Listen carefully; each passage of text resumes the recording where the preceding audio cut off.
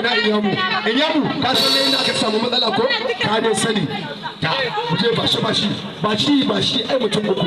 kar ki damu muje Inyamu ka san inda aka samu matsala saboda haka wasa ka yi kokari saboda haka Inyamu muje a dawo lafiya